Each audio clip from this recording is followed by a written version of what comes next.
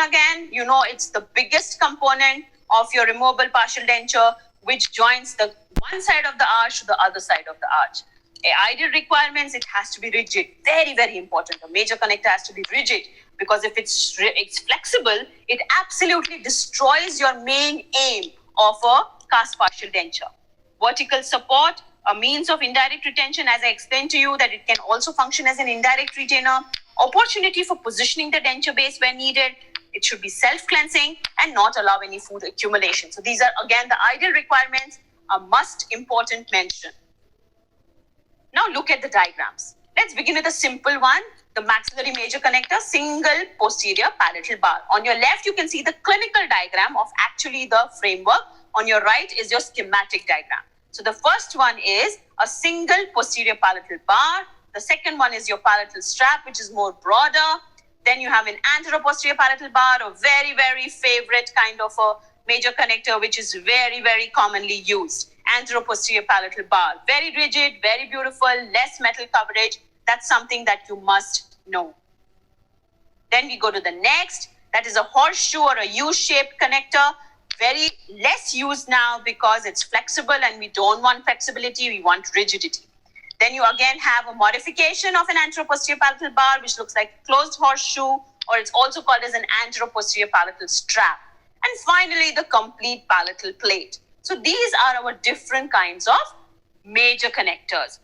Now, primarily, as I said, the complete palatal plate is used for class 1 and class 2 edentulous spans, wherein you have a very, very long edentulous span, Kennedy's class 1 and class 2 situations. In class 4, we use a closed horseshoe because a closed horseshoe is something with an anterior edentulous span that can be replaced. Otherwise, the favorite connector is anteroposterior palatal bar for class 3 situations. For mandibular, we have the lingual bar, the lingual plate. Then the third one below is the double lingual bar, which is a lingual bar with a continuous bar retainer. So these are the three different types of lingo or mandibular major connectors.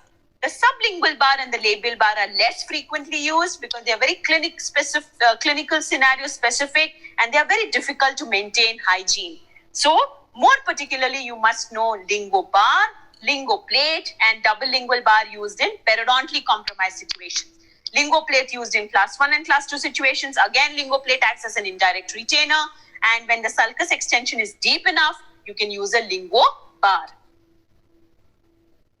This is the consolidated chart. I'm not going to be reading out. You can click a screenshot of what are the advantages, disadvantages, indications, contraindications of each and every major connector. So starting from your palatal bar, which is least commonly used, your anteroposterior palatal bar, which is very favorite. Then we have your anteroposterior palatal strap, your horseshoe, your closed horseshoe, and your complete palatal plate. So a consolidated chart, good to memorize, must know. For mandibular, again, the lingo bar, the lingo plate, the double lingo bar. Again, indications, contraindications, where do we use it and how do we use it? That's your labial bar and your sublingual bar. Very less used, only in case when you have severe lingual inclinations, you can use a labial bar, but generally, as I said, not very commonly used. Next, we go to minor connectors. So we've gone through these major components and all those direct retainers, indirect retainers, major connectors, but we want something that connects them together to function as a unit. And that's the function of a humble minor connector. So what is the function? It's the connecting link, and it joins the major connector with other component parts. It transfers and distributes the functional stresses, and it transfers the effect of retainers, rest, and stabilizing components. So please do not forget our humble minor connector.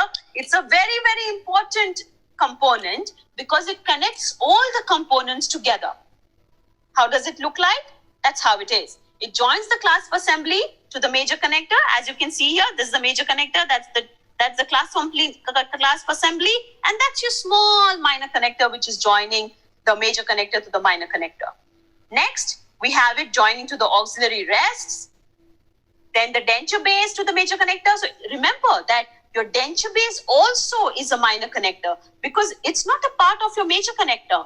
But this, what you can see, the ladder, the meshwork and all All these are your minor connectors which are going to be covering your edentulous span and over which your denture base and your acrylic teeth are going to come. So that's a part of your minor connector.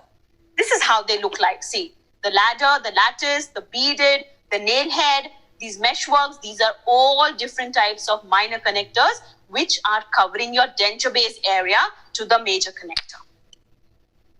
It also sometimes acts as an approach arm for vertical projection. So now obviously this is your eye bar, but this eye bar, this is your approach arm. So that's also part of your minor connector. And this is your eye bar.